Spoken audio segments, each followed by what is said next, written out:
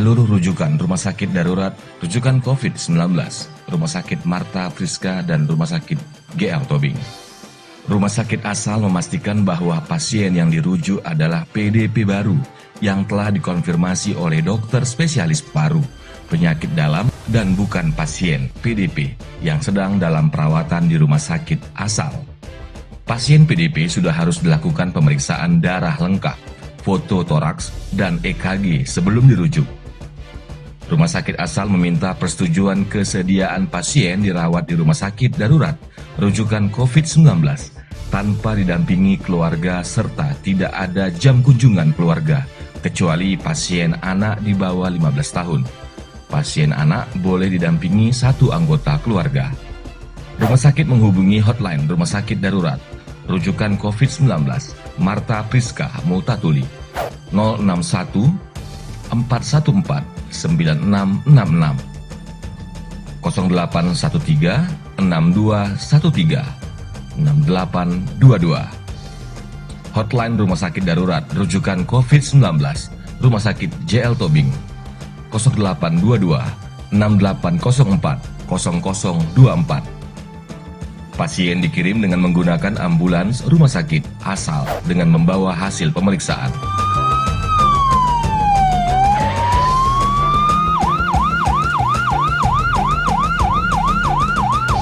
Puskesmas tidak dapat langsung mengirimkan pasien PDP ke rumah sakit rujukan tanpa melalui rumah sakit umum daerah setempat. Rumah sakit, dokter dan petugas kesehatan adalah benteng terakhir. Andalah garda terdepan.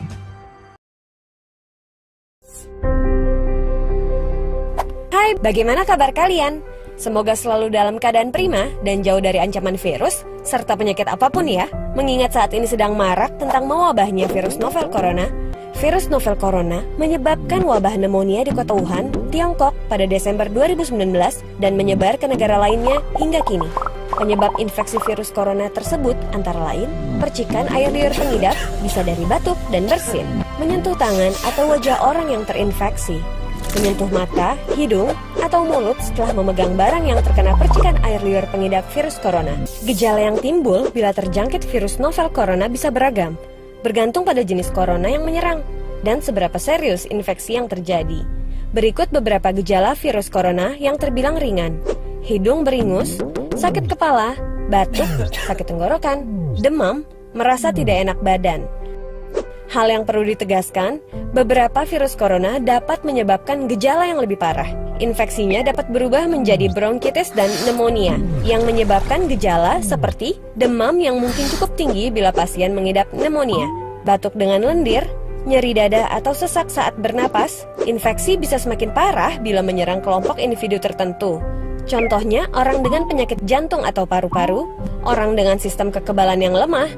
Hingga saat ini, belum ada vaksin yang dapat mencegah virus corona. Maka dari itu, langkah terbaik adalah mencegah penyebaran virus tersebut, yaitu menghindari berpergian ke Cina, menggunakan masker saat beraktivitas di luar ruangan, terutama bila kamu beraktivitas di tempat umum. Rutin mencuci tangan dengan air dan sabun atau hand sanitizer yang mengandung alkohol. Tutup mulut dan hidung saat kamu batuk atau bersin. Jangan menyentuh mata, mulut, dan hidung sebelum mencuci tangan. Hindari berdekatan dengan orang yang sedang sakit. Jaga kebersihan benda yang sering disentuh dan kebersihan lingkungan. Semoga kita terhindar dari virus ini dan segala penyakit lainnya ya.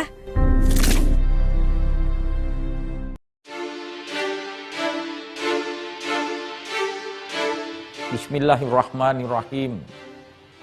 Assalamualaikum warahmatullahi wabarakatuh. Salam sejahtera bagi kita semua. Om Swastiastu, Namo Buddhaya. Salam kebajikan. Saya Edi Rahmayadi, Gubernur Sumatera Utara, menghimbau kepada seluruh saudara-saudaraku masyarakat Sumatera Utara yang saya cintai agar tidak mudik, baik keluar dari Sumatera Utara maupun masuk ke Sumatera Utara. Ini bertujuan untuk memutus mata rantai penyebaran COVID-19. Saya mohon kepada saudara-saudaraku, ini untuk kebaikan kita bersama. Di situasi seperti ini, kita bisa bersilaturahmi dengan keluarga menggunakan video call, sosial media, atau teknologi lainnya. Tidak harus berkunjung ke rumah keluarga. Jadilah pahlawan untuk melindungi diri, keluarga, juga Sumatera Utara yang kita cintai ini.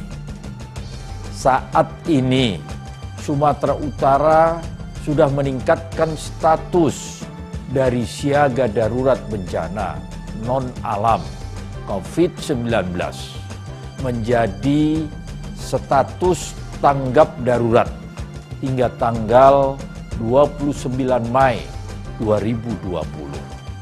Demi keselamatan kesehatan warga Sumatera Utara, kita harus kompak memutuskan rantai penyebaran COVID-19. Mari kita berdoa kepada Tuhan yang Maha Esa, Allah Subhanahu wa Ta'ala. Semoga situasi segera kembali pulih dan kita terbebas dari bencana ini. Wabillahi taufik wal hidayah. Wassalamualaikum warahmatullahi wabarakatuh.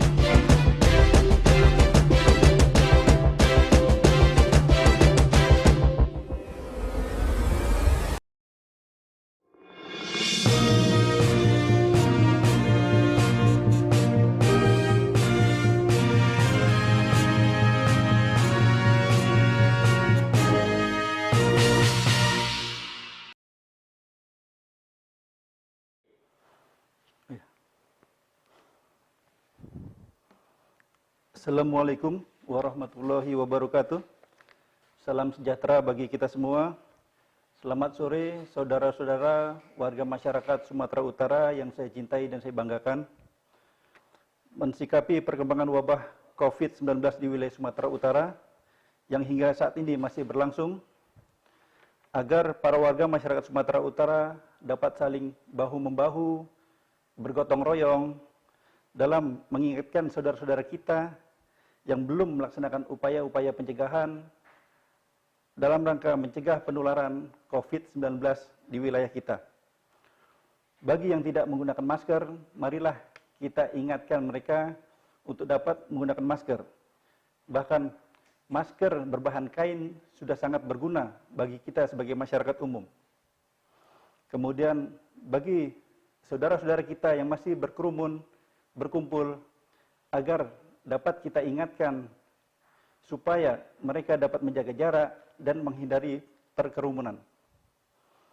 Kemudian marilah kita bersama-sama di lingkungan sekitar kita menyediakan secara mandiri sarana untuk melaksanakan cuci tangan dengan air mengalir dan sabun agar supaya kita dapat terhindar dari penularan wabah corona. Gugus Tugas Percepatan Penanganan COVID-19 Provinsi Sumatera Utara mengucapkan terima kasih kepada instansi maupun masyarakat yang telah berpartisipasi melakukan upaya-upaya pencegahan terhadap penyebaran corona di wilayahnya masing-masing. Seperti pembagian masker, penyedia sarana cuci tangan, penyediaan hand sanitizer, serta penyemprotan desinfektan di wilayah perumahan maupun di wilayah pemukiman umum dan fasilitas umum. Hal itu semua merupakan upaya-upaya kita membantu pemerintah Provinsi Sumatera Utara dalam rangka mencegah penyebaran virus corona di wilayah Sumatera Utara.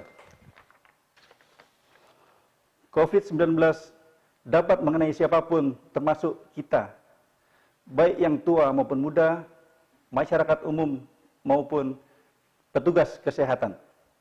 Untuk itu, marilah kita mempersiapkan diri menghadapi penularan COVID-19 dengan cara meningkatkan imunitas kita, istirahat yang cukup, olahraga teratur, makan makanan yang bergizi, cukup air minum, dan minum vitamin. Di samping itu, kita juga melakukan upaya-upaya pencegahan penularan COVID-19 dengan menggunakan masker pada saat kita berada di lingkungan luar, selalu mencuci tangan dengan air dan sabun, serta menjaga jarak antar sesama kita sejauh 2 meter.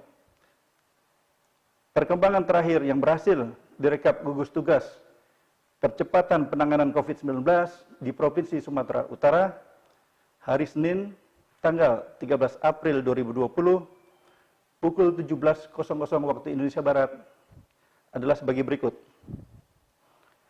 Pasien PDP hari ini tercatat 105 orang, cukup banyak penurunan dibanding hari kemarin, 145 orang. COVID-19 positif didapatkan peningkatan menjadi 96 orang dibanding hari kemarin 90 orang, dengan perincian 72 hasil swab atau PCR dan 24 hasil rapid test. Meninggal dunia bertambah 1 orang, serta sembuh bertambah 1 orang menjadi 10. Sebelumnya kami memohon maaf dalam penyampaian data-data sebaran COVID-19, kami belum bisa memberikan data mengenai gender maupun umur, karena permasalahan teknis, namun kami akan berupaya untuk memperbaiki data-data tersebut. Berdasarkan hasil sebaran, terbanyak PDP berada di Kota Medan, sebanyak 51 orang. Yang kedua, di Simalungun, sebanyak 20 orang. Dan yang ketiga, berada di Deli Serdang, sebanyak 10 orang. Saudara-saudara warga masyarakat Sumatera Utara yang saya hormati, pada masa tanggap darurat COVID-19 yang berlangsung sampai dengan 29 Mei 2020 ini, gugus tugas percepatan penanganan COVID-19 Provinsi Sumatera Utara kembali menghimbau warga masyarakat agar membantu pemerintah Provinsi Sumatera Utara untuk melaksanakan pemulasaran jenazah bagi penderita PDP sesuai dengan protap yang berlaku. Jenazah penderita PDP akan diurus sedemikian rupa agar terhindar dari penularan terhadap keluarga maupun lingkungan sekitar. Kepada pihak keluarga yang berduka, gugus tugas percepatan penanganan COVID-19 Provinsi Sumatera Utara turut berbelasungkawa, dan kami sangat menghimbau agar dapat mengikhlaskan keluarganya agar dapat diurus secara protokol sesuai pemulasaran jenazah COVID-19. Pencegahan penyebaran COVID-19 yang mungkin terjadi akibat masuknya ratusan TKI dari luar negeri, gugus tugas percepatan penanganan COVID-19 Provinsi Sumatera Utara telah menunjuk tim untuk melakukan pemeriksaan kesehatan di pintu masuk kedatangan TKI, baik itu pelabuhan udara maupun pelabuhan laut. Tempat penampungan TKI juga telah ditunjuk, salah satu diantaranya adalah Gedung Andromeda Landus Wondo yang saat ini sedang menampung sekitar 60 TKI yang tersisa. Para TKI selama penampungan sambil menunggu penyebutan dari daerah asalnya, mereka tetap mendapatkan fasilitas berupa tempat beristirahat, makan 3 kali sehari, pelayanan kesehatan, bimbingan mental, dan bimbingan kebugaran. Terima kasih kita ucapkan untuk para tenaga kesehatan yang sedang berjuang keras mengobati pasien-pasien PDP di rumah sakit wilayah Sumatera Utara. Semoga Tuhan Yang Maha Esa senantiasa memberikan kekuatan, kesehatan, dan kemudahan dalam merawat saudara-saudara kita yang menderita COVID-19. Sedangkan untuk pasien PDP yang masih dalam perawatan dan diisolasi, semoga mereka semua dapat segera diberikan kesembuhan. Berikut ini ada beberapa pertanyaan yang masuk ke meja redaksi. Yang pertama, Bank Mandiri melaksanakan lockdown karena ada pegawai yang positif COVID-19. Bagaimana tindakan gugus tugas? Apakah sistem pengamanan lokasi Deputy Security Cleaning Service punya ketentuan khusus di Bank Mandiri tersebut? Pada suatu instansi yang memiliki pegawai yang terdeteksi positif COVID-19, maka pegawai-pegawai tersebut yang berkontak dengan penderita akan dilakukan pemeriksaan kesehatan. Bila tidak ditemukan adanya gejala atau keluhan, maka yang bersangkutan sebagai OTG karena memiliki riwayat kontak erat. Sedangkan untuk pegawai-pegawai dan orang-orang yang berkontak tetapi memiliki gejala-gejala seperti demam dan batuk, maka yang bersangkutan dapat distatuskan sebagai ODP. Sedangkan bila mereka ditemukan adanya gejala-gejala saluran pernapasan seperti sesak, maka yang bersangkutan bisa distatuskan sebagai PDP dan harus rawat inap di rumah sakit. Untuk orang-orang yang distatuskan sebagai ODP dan OTG, maka mereka akan dikenakan isolasi mandiri selama 14 hari di rumah. Apakah sistem pengamanan lokasi Deputy Security Cleaning Service punya ketentuan khusus? Kami belum ngecek sejauh mana ketentuan dari pengamanan lokasi. Namun kami menghimbau kepada seluruh instansi maupun perusahaan yang berhubungan dengan orang banyak, maka kami menghimbau untuk melaksanakan upaya-upaya pencegahan seperti memberikan fasilitas thermal scanner untuk konsumen yang masuk ke dalamnya, selanjutnya diberikan fasilitas cuci tangan bagi konsumen tersebut, dan yang terakhir membatasi jumlah orang-orang yang berada di dalam satu ruangan. Ada pertanyaan berikutnya, apakah benar kapal motor Kelut melabuhkan kapal dengan 40 kru PDP, dan bagaimana penanganannya? Apakah ada alur khusus? Memang benar KM Kelut akan berlabuh di Belawan, namun jumlah dari kru yang positif PDP sampai saat ini belum bisa dipastikan. Bagaimana penanganannya? Bila di dalam kapal tersebut terdapat orang yang positif menderita corona, maka seluruh orang yang berada di awak kapal tersebut akan dilakukan prosedur pemeriksaan kesehatan. Mereka akan mengisi formulir serta dilakukan rapid test. Bila terindikasi mereka sebagai PDP, maka akan segera dikirim ke rumah sakit rujukan COVID. Sedangkan bila para penumpang kapal tersebut berstatus sebagai ODP atau OTG, maka mereka akan melaksanakan isolasi di tempat karantina yang akan ditunjuk. Demikianlah yang dapat kami sampaikan.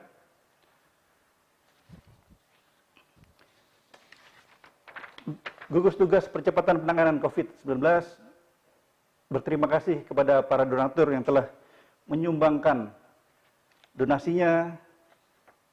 Sampai sore ini tercatat berjumlah Rp377.978.000.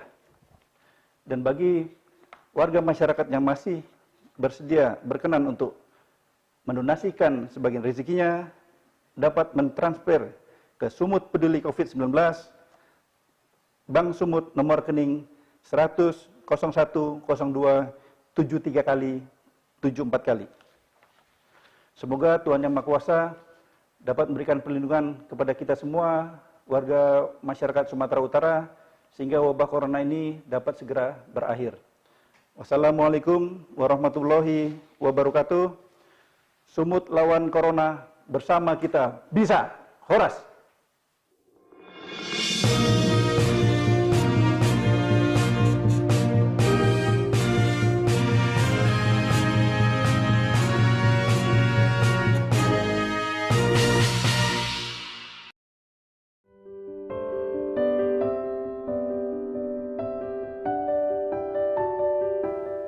Kita tahu semua, saat ini virus COVID-19 telah memasuki fase yang tidak baik dan sangat mengkhawatirkan.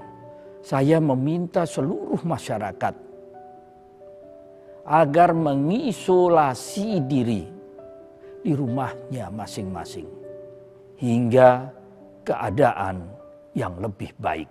Saya paham efek terbesar dari penyebaran virus ini adalah ekonomi. Tapi saya harap saudara-saudaraku memahami jiwa kita dan jiwa orang banyak lebih berharga dari apapun.